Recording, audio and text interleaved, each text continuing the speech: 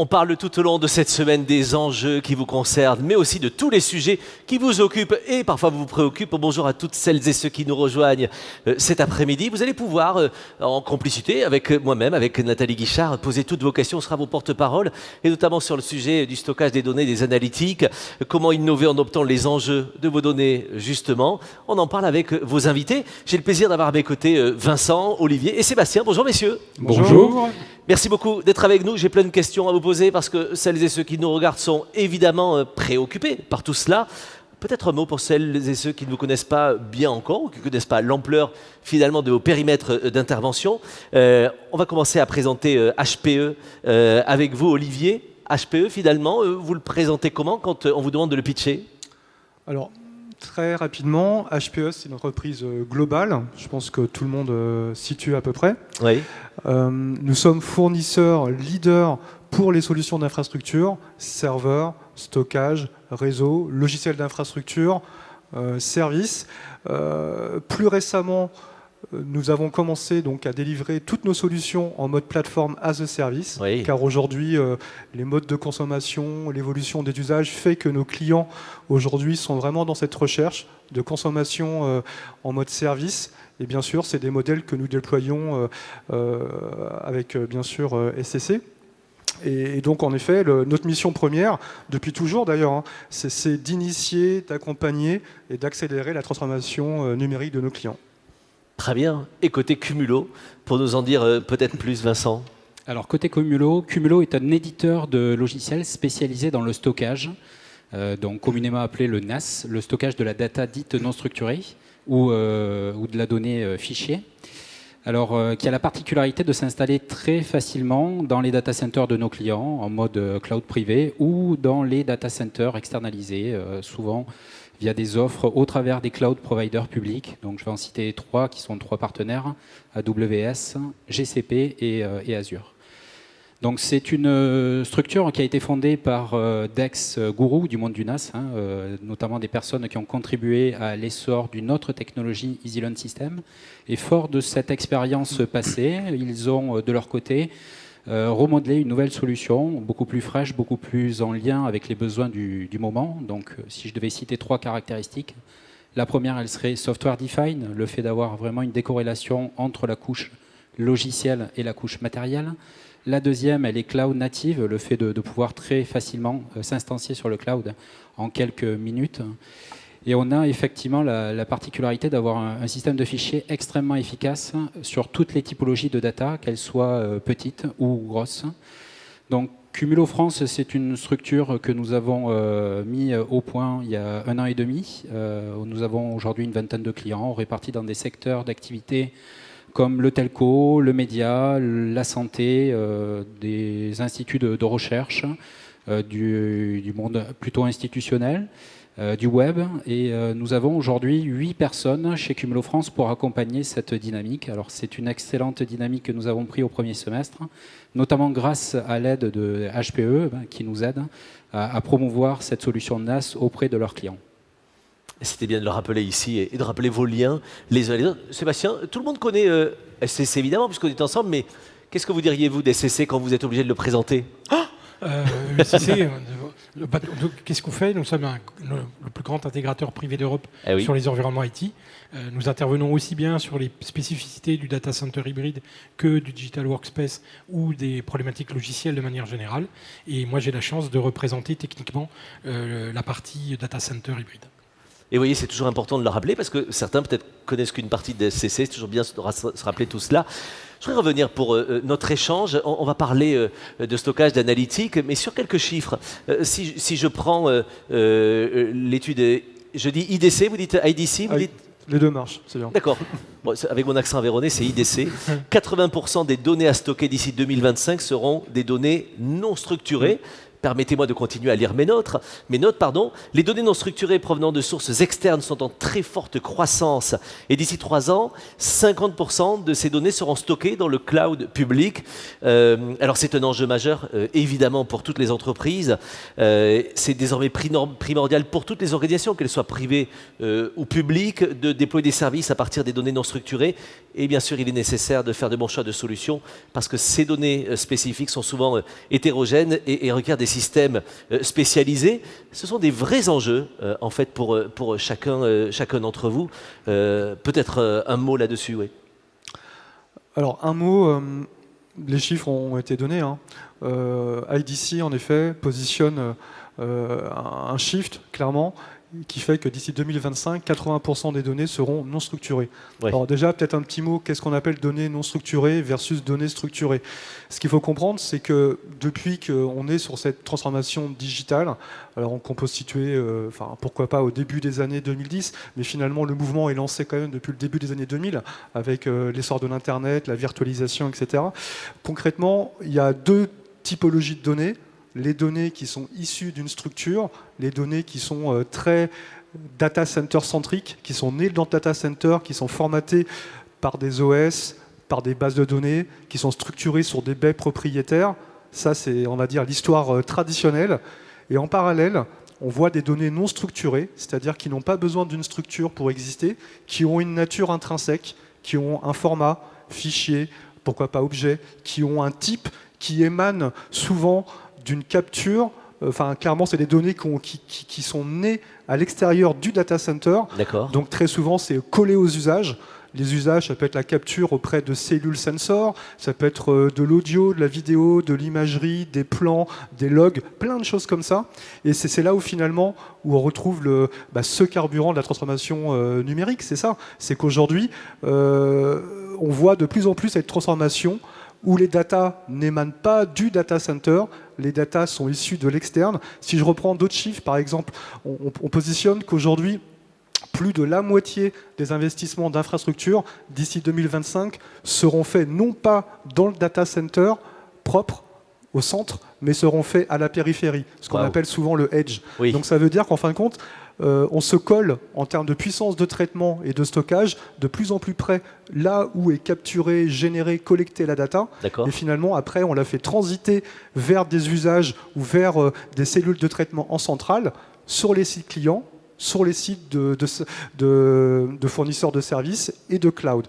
Et typiquement, c'est là où les enjeux changent, c'est qu'à travers cette approche d'infrastructures distribuées, de nouvelles typologies de données non structurées, typiquement, les solutions traditionnelles ne savent plus gérer ces changements. Les solutions bâties sur des technologies, on va dire, trop classiques, qui sont nées au début des années 2000, voire avant, ne savent plus gérer ce changement de paradigme.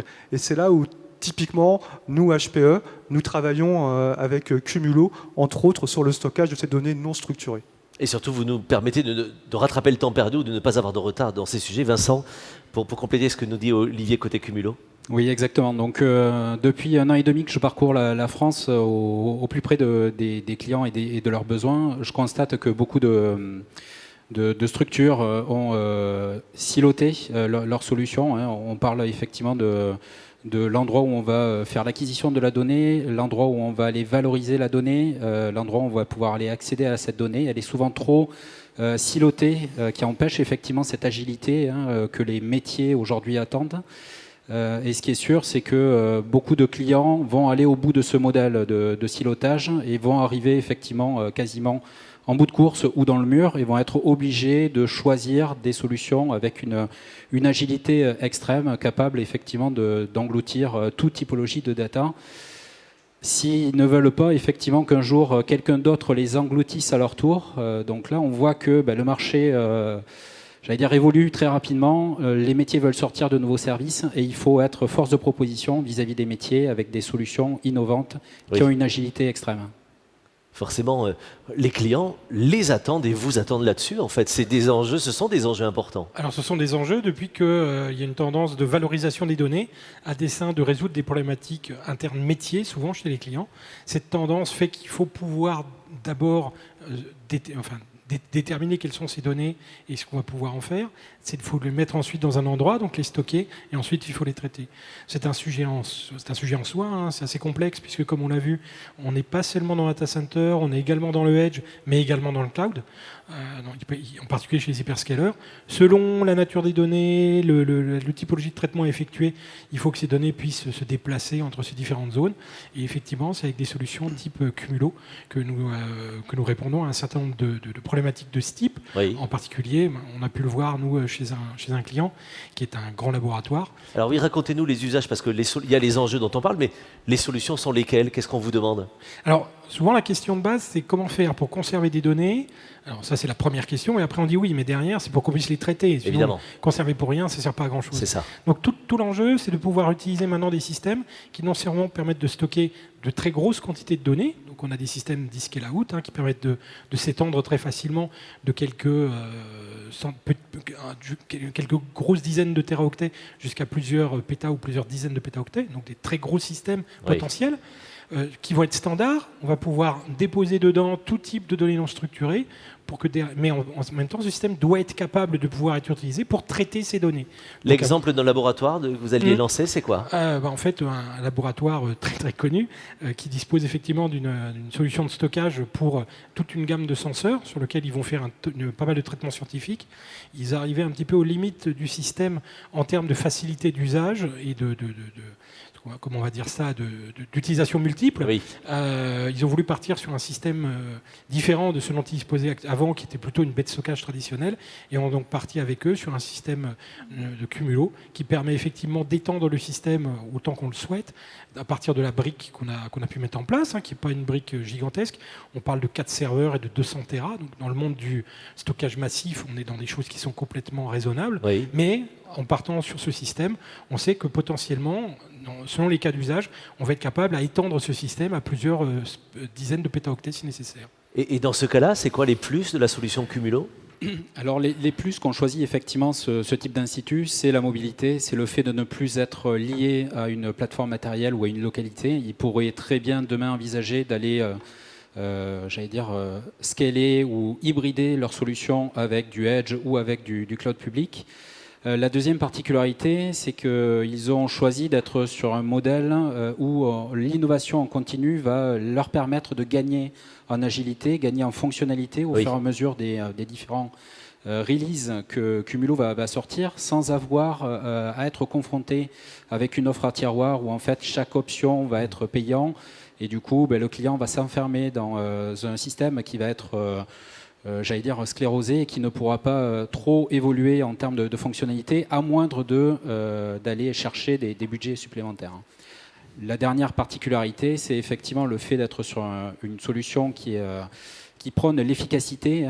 J'en parlais tout à l'heure, mais cette efficacité, elle va permettre à ce client de pouvoir aller au-delà des volumétries classiques en termes de gestion, pour aller avoir notamment une rentabilité maximale de cette plateforme de stockage. Il va aller dépasser les limites en termes de scalabilité. Si demain, effectivement, il ambitionne de multiplier par 2, par 3 le nombre de petits fichiers, mais il n'aura pas de contingence liée en fait à la plateforme.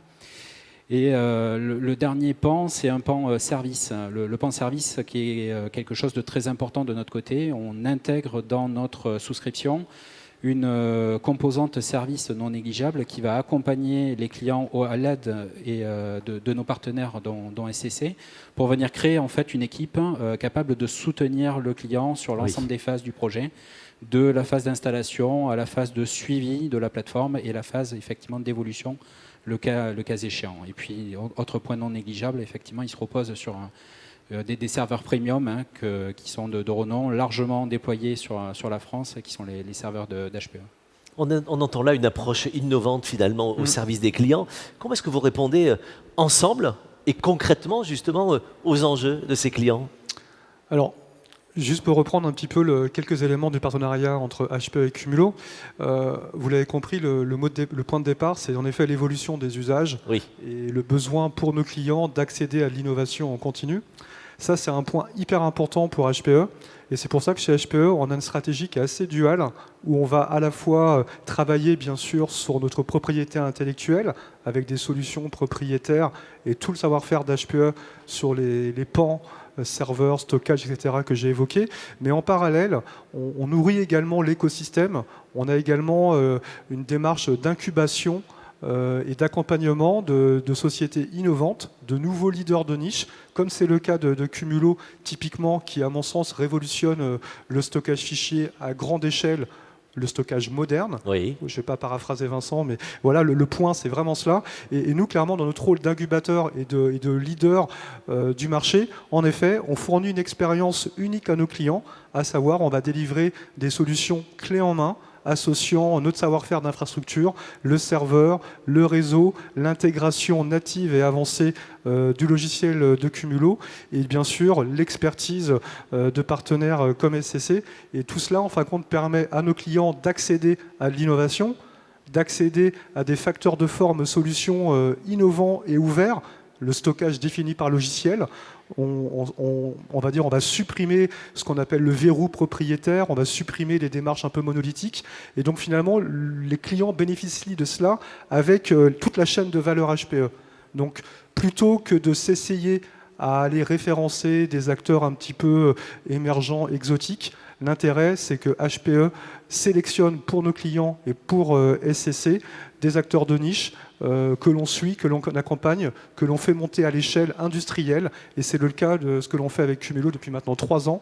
Et c'est comme ça qu'à l'échelle française, on a aujourd'hui en effet réalisé ensemble de très belles références, bien sûr en compagnie de SCC. Oui, parce que je vois sur ma tablette, et merci à celles et ceux qui sont de plus en plus nombreux à nous regarder cet après-midi, qui réagissent. Finalement, vous avez identifié cette opportunité pour vos clients et c'est là où SCC finalement arrive pour accompagner, pour proposer et faciliter la vie des clients. Alors effectivement, un de nos premiers métiers, c'est effectivement l'écoute du client. Oui. Il a souvent des besoins un peu spécifiques. C'est notre job aussi que d'avoir un écosystème de partenaires le plus varié possible pour pouvoir répondre à ces différentes demandes. Une fois qu'on a résolu et qu'on a compris quelle était vraiment la demande du client, charge à nous de trouver la solution qui répond le mieux aux besoins et de lui rajouter ensuite notre savoir-faire, en particulier sur ce type de système, pour ajouter notamment une couche d'urbanisation pour que les systèmes qu'on déploie se déploient de manière la plus élégante, utile et simple à l'intérieur du data center. Donc chacun s'abrique en fait dans ce type d'environnement, aussi bien la brique matérielle qui a de l'importance, la brique logicielle et la brique service et accompagnement telle que SCC le propose. Et donc finalement, pour conclure, mais tous les trois, comment le client engage avec SCC finalement pour résoudre ces problèmes et ces problématiques? C'est là où vous arrivez comme des maillons d'une chaîne tous liés pour répondre à cela. Qui répond? Alors, juste, en effet, comme pour reprendre un petit peu le fil de ce que j'évoquais, nous, notre rôle, HPE, c'est d'apporter sur le marché des solutions innovantes, industrialisées. Donc on va avoir cette approche de référencement et de création de solutions clés en main, prête pour le marché, prête pour nos clients. Et bien sûr, nous travaillons sur le go-to-market, sur toute la montée en expertise à l'échelle locale avec SCC, qui bien sûr sera le point, le vecteur finalement pour associer cette expertise des solutions et la collecte des besoins clients et la bonne adéquation finalement. Donc on est vraiment dans ce rôle. Et bien sûr, Cumulo, détenteur de la techno logicielle, nous accompagne. Alors nous, on constate aussi que ce sont des projets qui, dans la tête des gens, ce sont plutôt des projets parisiens, c'est de très grosses data, tout ça. Et en fin de compte, le constat terrain, c'est de dire que ce sont des projets qu'on voit partout. J'ai au moins autant de projets de cette nature en Ile-de-France que je n'en ai sur le reste de la France. Donc ce sont vraiment des sujets très importants. Un des derniers environnements sur lesquels on a répondu pour des environnements massifs, on monte à plusieurs dizaines de pétaoctets, donc des environnements très très gros, et c'est pas à Paris. Donc à savoir que ce sont des besoins qui sont chez tout le monde, des entreprises qui ne sont pas dans ce... C'est pas que pour le CAC 40. Des tas d'entreprises ont ce type de besoins et on a capacité à y répondre intelligemment. Voilà, peut-être un petit mot pour dire, effectivement, c'est très facile d'engager avec ce type de solutions, puisqu'elles existent en mode virtuel, donc vous pouvez effectivement en quelques minutes déployer en fait un mini-lab chez vous, dans votre data center, et tester la technologie avec l'appui de nos partenaires SCC et HPE. Ou directement dans le cloud. Donc l'un des intérêts dont tu parlais tout à l'heure, c'est cette capacité à être le plus proche de la création de valeur ou des traitements. Donc on peut aussi bien déployer ces solutions en edge, en data center on-premise ou dans le cloud pour avoir une chaîne de traitement cohérente entre les différents environnements où on va traiter les data.